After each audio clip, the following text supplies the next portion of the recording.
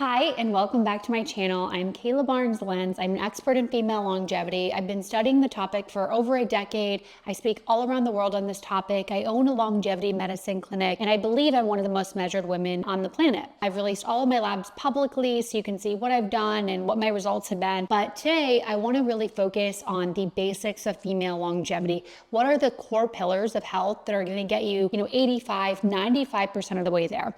I've, of course, released my hyperbaric oxygen protocol and so many of the advanced therapies like TPE and EBU, all of these different advanced optimization therapies, but I really want to focus on mastering the basics. Without mastering the basics, you really shouldn't be advancing anyway. So let's focus on the free and low cost basics that you can master for female longevity. Let's get into it. The first and absolutely most important pillar of female longevity optimization is sleep. So I literally build my schedule around sleep. I go to bed every single day at 8:30 p.m. There's a few important notes specific to women, and then we'll talk about sleep optimization strategies. So first things first, women need more sleep than men. The literature says about 11 to 20 minutes more than men, but what I have found is at least 1 hour more than my husband or male counterpart. Really prioritizing sleep for women, aim for about 8 hours. When you're in the late luteal, which is the last half of your cycle before you actually start your menstruation, you will require even more sleep at some time. So late luteal, early menstruation phase, days like 1 through 5, you may even require more than 1 hour of sleep. Step 2 is setting up your sleep environment for optimal sleep. Don't eat close to bed. So stop eating 3 to 4 hours prior to sleep. This is for a few reasons. First of all, we weren't meant to be eating all day. Second of all, when you eat, it actually signals your circadian rhythm in the wrong direction. So your melatonin production can be reduced. Super important to allow your melatonin to increase naturally so that you actually become tired. Third reason is if we eat too close to bed, our body will be busy digesting, and so we won't get into those deeper, most restorative phases of sleep. The next thing would be to keep your room dark and cool. So my room is completely blacked out, so you can't see your hand in front of your face at night. But if you can't do that, you could just buy a simple sleep mask and try to keep your room as dark as possible, because we do know that even light hitting the skin can disrupt that melatonin production. Keeping the room cool, we know that our bodies drop down naturally about a degree in temperature when we go to bed. So ensuring that your room is cool, you're not going to be disturbed by waking up because it's too hot. I keep mine at about 65 degrees Fahrenheit. And the next thing that I would recommend is light exposure to really optimize your circadian rhythm. Getting morning sun for anywhere between 10 and 30 minutes, depending on your lux. I'll include a few apps in the show notes that you can actually measure your lux wherever you are. If you're waking up before the sun is out or you don't have any sun exposure, but let me clarify that you do have sun exposure, even if it is overcast, it's just going to take you longer of being outside to get the proper dosage in the morning, but you can use something called a lux lamp. There's also things called a spurt lamp that are potential replacements for the morning sun, but the morning sun is always the best. You also then want to, if possible, watch the sun set, so that further anchors your circadian rhythm. Our circadian rhythm is our sleep-wake cycle. It is incredibly dysregulated these days because we're being just completely blasted and bombarded with blue light, these artificial lights. So using light and using things like food to really optimize your circadian rhythm can be incredibly helpful for sleep optimization. I could tell you every single night when it's 8 o'clock p.m. because my body naturally winds down. Because I'm always in bed by 8:30, at 8 p.m. I know my internal clock is telling me that it's 8 o'clock, it's almost time for bed. So these are really important things, optimizing your circadian rhythm so that you can get those deeper stages of sleep. We know that women are more prone to insomnia. We know that we have more poor sleep in general. So it's really important that we optimize our sleep routines. The next thing is when the sun sets, so ideally you just viewed the evening sunset, but then you turn on only red lights. This can be a couple dollar bulbs from Amazon. I will link some of the red light devices that I have, and then you can Google red light phone tricks. This will turn your phone completely red at night. So these are a few of the optimization protocols that I'm following. You can again watch the entire video, but setting yourself up for high quality sleep is incredibly important. The third pillar that we're going to talk about is tracking and what to do to optimize your tracking. So I use the Oura Ring. You You can use a Whoop, you can use an Apple Watch. There's a variety of different ways to measure your sleep quality, but I'm always looking at a few things. First, before I go to bed, I'm trying to get my resting heart rate as low as possible. This is going to ensure that I get the highest quality of sleep. How do I do that? This can be through breath work. It can be through a meditative practice. It can be through reading. It can be through cuddling, which is something that I do with my husband prior to bed. Releases oxytocin, puts you in a relaxed state. But you most certainly don't want to be watching fear-inducing shows, checking email, scrolling social media, because that's going to keep your resting heart rate up, and we want to keep it low for best quality sleep. The other metrics that we want to look at first thing when we wake up is our deep sleep and our REM sleep. So deep and REM are the two most restorative phases. Our sleep cycles occur in about 90-minute cycles. The first set of cycles is going to be your deepest. So that's why getting in bed before 10 p.m. is incredibly important. If you stay up later than 10 p.m., you not only have a natural additional cortisol spike, which then can keep you up, but you also miss out on some of those deepest stages of sleep. So timing does really matter. Sleep in general for women is incredibly important for hormone regulation, stress reduction, detox. We know that women detox slower than men, so that's another reason why I believe that we need more sleep. We're exposed to more environmental toxins, but we also take longer to detox those environmental toxins. So really, really important.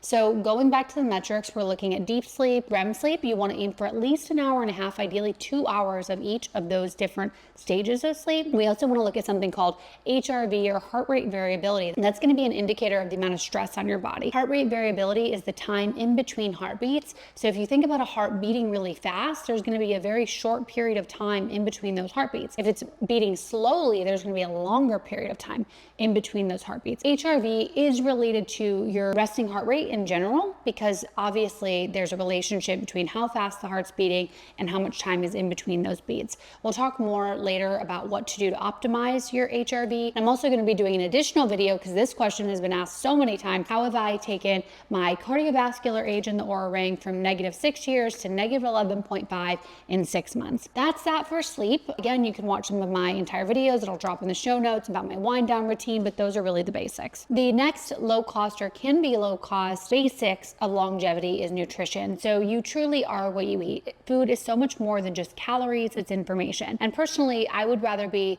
made up of wild-caught salmon and organic blueberries than a bag of Doritos. In my opinion, if you eat like garbage, you're gonna feel like garbage. It's just that simple. So let's talk about, what do you eat for optimal longevity and nutrition? For women, it's really important that we not only focus on high-quality foods, eliminating all the ultra-processed and processed foods, but we want to make it relatively simple. Do single ingredient foods, and avocado is one ingredient, spinach, one ingredient, and you want to shop around the perimeter. That makes it kind of simple. A lot of the processed and packaged goods are in the middle aisles. So when we're thinking about this, we want to think about protein. So we do want to hit about 0.8 grams of protein per pound of body weight. Why is that? Because we want to maintain muscle mass. We know that women lose muscle mass precipitously in perimenopause and especially menopause. So we want to maintain that great, strong, healthy muscle mass. We know that muscle mass is an indicator of longevity. So 0.8 grams, maybe a little bit more if you're super active. So 0.8 to 1 gram of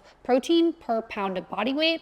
And we want that to be from a really high quality source. I'm primarily getting that from sardines, wild caught fish. I recently came across a company that I'm obsessed with. It's called Seatopia. So they actually test for microplastics and heavy metals, which is a well-known issue with fish. I also love other sources of high quality protein, like grass-fed, grass-finished Wagyu beef, or any sort of grass-fed, grass-finished beef. I personally do incorporate small amounts of red meat into my diet. So we have the protein, we have what types of protein, and we will want to think about dark leafy greens and vegetables. We do want a lot of diversity. So personally, I love to go to farmers markets and get organic and biodynamic, or you can do like a CSA where I get a box of different produce delivered. But we really want to just be making sure that we hit optimal fiber requirements through those leafy dark greens and veggies. We also get lots of different antioxidants through different color foods. So really trying to eat the rainbow is super, super helpful. Next, we want to talk about healthy fats. This really helps women with hormone production and feeling our best throughout our cycle. So things like organic EVOO, avocados, walnuts, different nuts. I do like to have my nuts sprouted to kind of break down some of those barriers, and they can make them easier to digest. If you're vegan or following a vegan diet, some vegan protein sources can be lentils, tofu, vegetables in high quantities. But for me, I find an omnivore diet works absolutely best. Other things in relation to nutrition is blood sugar stability. We really want to try to reduce our blood sugar spikes. I wear a Levels Dexcom about 4 times a year, and that'll show me how my body's responding to different meals and blood sugar spikes. We want to try to keep blood sugar within an optimal range, so about less than 30 points of a spike each time. If you're not measuring your blood sugar, no problem. I'm going to give you a few tips that cost absolutely nothing to do, but can be really helpful in terms of managing blood sugar. So you can do a 10-minute walk after a meal. So it's a postprandial walk that's shown to reduce blood sugar spikes. You can certainly and should certainly be eating your food in the right order. So you want to do protein and fats first, then followed by a carb or anything sweet. I do have fruit, so I eat blackberries, raspberries, blueberries, but I eat that last in the meal because we know that fat and the protein will actually blunt the blood sugar response. Another thing that you can do is do a little bit of diluted apple cider vinegar. That can also help to manage the blood sugar spike. But these, I would say, are the core principles of nutrition. Now let's talk about timing for longevity. Again, free practice. So for women, although I love fasting for the incredible benefits of longevity, we actually know that caloric restriction is one of the most science-backed practices for extending life. But as us being women, we also need to be considering things like fertility and our thyroid and our hormone health. So what I have found is fasting is ideal in the follicular phase. So that's day 1. And if you're not familiar with cycle tracking, I highly encourage you to get an app, something like Natural Cycles, but start to learn what phase of your cycle you're in. So day 1 is when you start bleeding, you're starting your menstruation. That's the start of your follicular phase. So in the follicular phase, which is typically days 1 through day 14, I'm doing much longer fasts. 14 to 16 hours are perfectly fine to do. Of course, we want to listen to our bodies because we are all bio-individual. But once we get into that post-ovulation, ovulation is usually days 14 through 16. But in that luteal phase, I really ease up on the fasting because I want to allow my progesterone to rise naturally. And for me, this is what I found to be optimal in terms of fasting.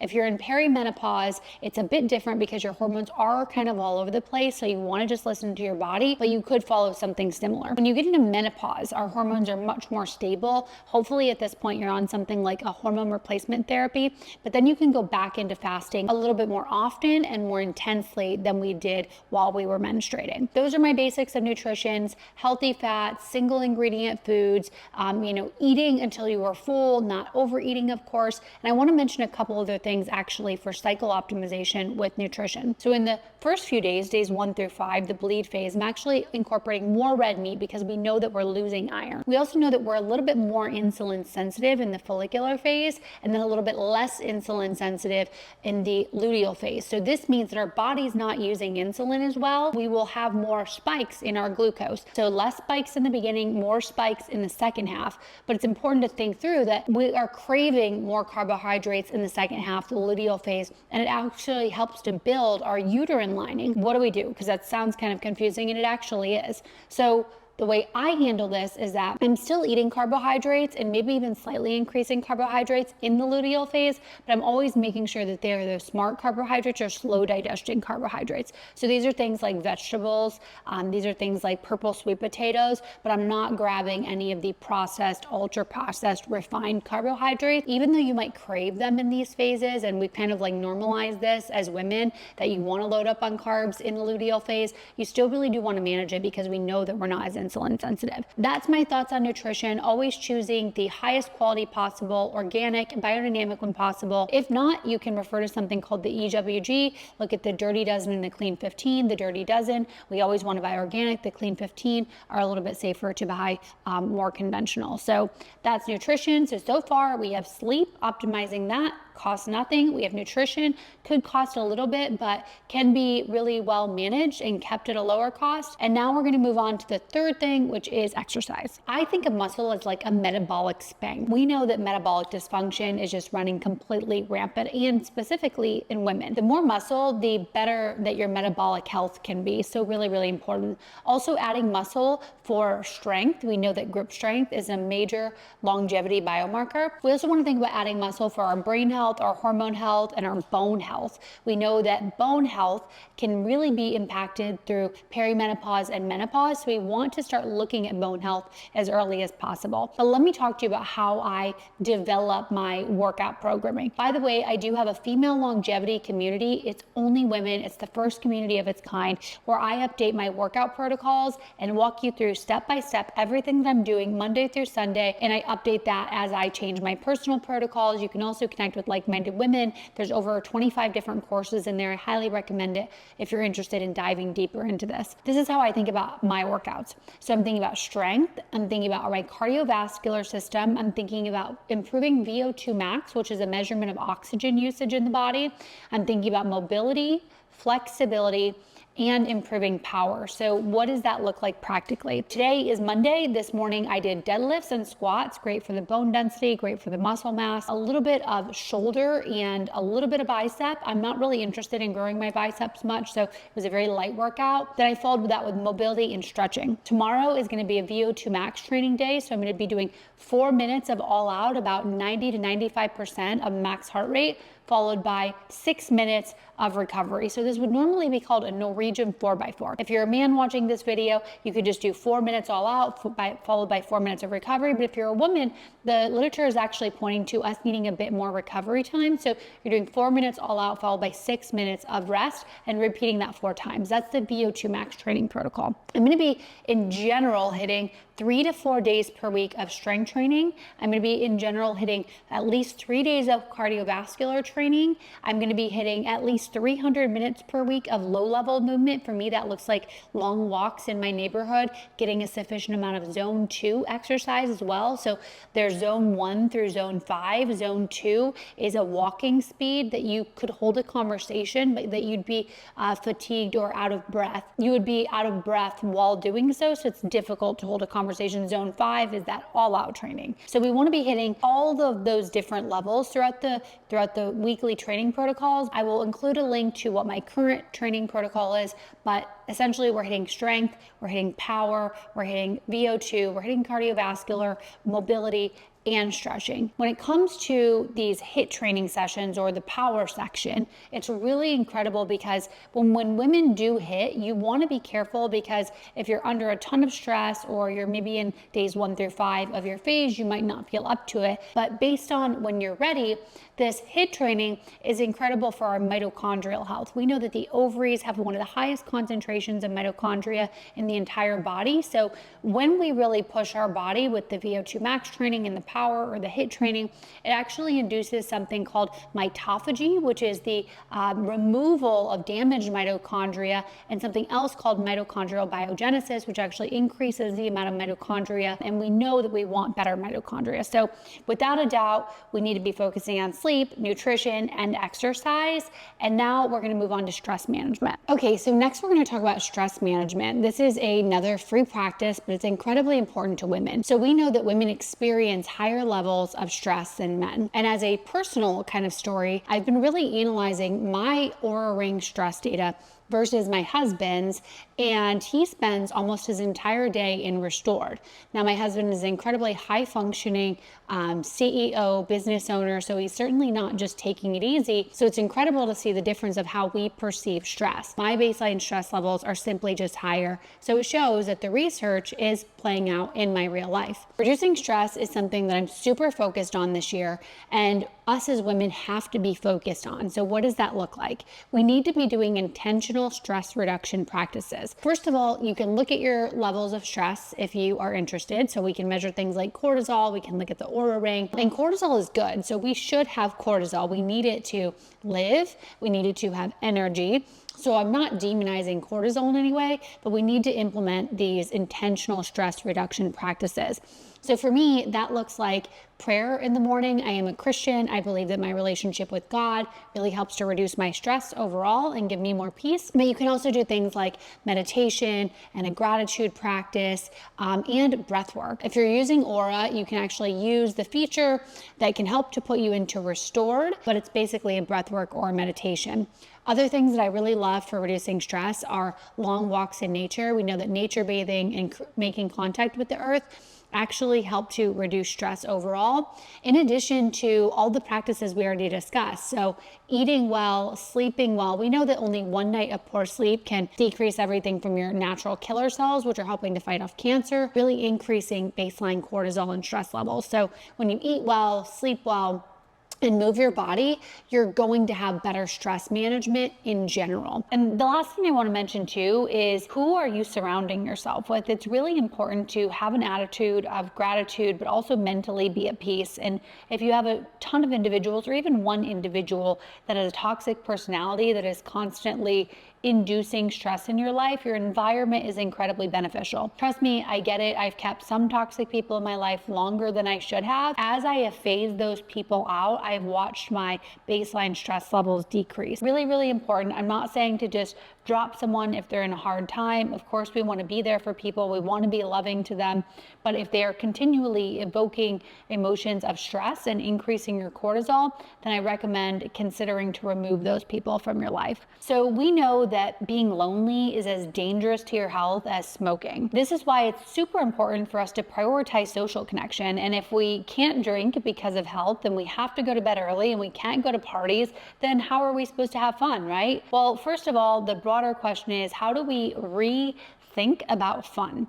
For me, I incorporate social connection into the things that I'm already doing every day. So every day I will do a workout with my workout partner, so there's social connection. About 3 days a week, my best friend comes over. We do biometrics together. We do hyperbaric oxygen chambers together, saunas together. We take a long walk. That's another form of social connections, enjoying and implementing friends into things you're already doing. And then I host female longevity dinners at my place. So I bring together large groups of women to discuss incredibly relevant topics to female health, but that's me bringing the people into my home.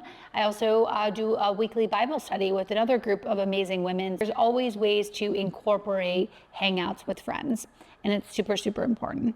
We know that feeling loved and giving love is incredibly beneficial to overall health. So these are the basics of longevity that you absolutely have to master. And I would say, even before moving on to some of the more exciting things like NAD and hyperbarics and all these IV therapies and, potentially prescriptions for longevity, you really have to master the basics. So getting high quality sleep on a very consistent basis. These things are all about consistency. You cannot do these things once or twice a month and think you're going to get incredible results. And now we're going to move on to a few things that do have a little bit of a cost, but they would be some of the first investments that I would make. So something else that we do every single day, all day long, is breathe. So investing in a high quality air purifier can be incredibly beneficial to our health. I have a Jasper, so it's HEPA and carbon, really incredible filter, looks beautiful. We'll include a link below. And then water filtration. So I would ideally love to be doing a whole home water filtration. We'll be doing it in our new home. We are going to be moving out of LA because of the air. But even a countertop water filtration system will definitely work, but the water that you're drinking should definitely be filtered. Ideally, you get a whole home system so that you can also shower in completely clean water. But just take a look on the EWG, look at the local tap water database. It will tell you how completely toxic tap water is. So those would be two quick investments that I would make. And then I also want to talk about hormones. So it's really been brought to my attention that so many women are struggling with their hormones, whether it be, cystic acne, whether it be having a lot of period cramping and bloating and symptoms around that time of the month. So I have zero symptoms. I have no cramping. There's nothing uncomfortable going on. And I believe some of it could be genetics, but also it's really because I've balanced my hormones. I'll tell you a quick story. The only time that I actually experienced these PMS symptoms that so many women are familiar with is after I had an explant. I went on antibiotics. My gut health had been disrupted. My beta-glucuronidase was increased, and my estrogen was much higher than normal. So because my hormones were imbalanced, for the first time ever, I experienced PMS symptoms. And that's something that I want every woman on the planet to be free from. So when you're sleeping properly, eating really well, nourishing yourself, managing stress, many times I think these symptoms can be relieved. If you've done all that and you're not experiencing any relief, I would certainly consider working with a functional medicine practitioner, getting a hormone test, considering maybe a Dutch test. And if none of those things seem to pan out, you can look at gut tests, you can look at toxin testing. There's a variety of different tests. I'm also going to drop a couple tips for things that I think might help if you do have these PMS symptoms. So my recommendation would be use these as a bridge to get through and reduce the pain, but our ideal goal is not to have those symptoms at all. So when you change your diet, your sleep, your exercise, you balance your hormones, then I don't think you're going to experience that. Again, work with a doctor if necessary, or if you're struggling to optimize that on your own. But a few things that I think can be helpful is PEMF, or pulse electromagnetic field therapy. I have the Pulse XL device. There's other at-home devices that are much more cost effective, and red light therapy. So when we think about the entire cycle, it's this massive inflammatory cascade of the lining building up and then shedding. So using red light therapy specifically on the ovaries when you're struggling with PMS symptoms, I think could be really helpful. So that 1 month that I did experience those symptoms, I used red light and PEMF, and it made a world of difference. So these are just a couple of tips, but I'm really excited for women to understand that having PMS, even though it's common, it's not normal, and we don't have to go through that. I'm going to continue to develop content alongside some of my doctors in relation to PMS. So make sure to subscribe to my channel, like this video, comment if you're interested in that topic. But this is a really important part of improving not only our health span, the number of healthy years that we have and vibrant years, but also, really thinking about hormones for improving our lifespan. Thank you so much for watching this video. This is an absolute pleasure. It is really my honor to get to speak to so many of you incredible women. We are optimizing our health together, and I am so grateful. If you're interested in more female longevity content, you can like, comment, and subscribe. Definitely make sure that your notifications are on as well, because I am posting a video every single Saturday.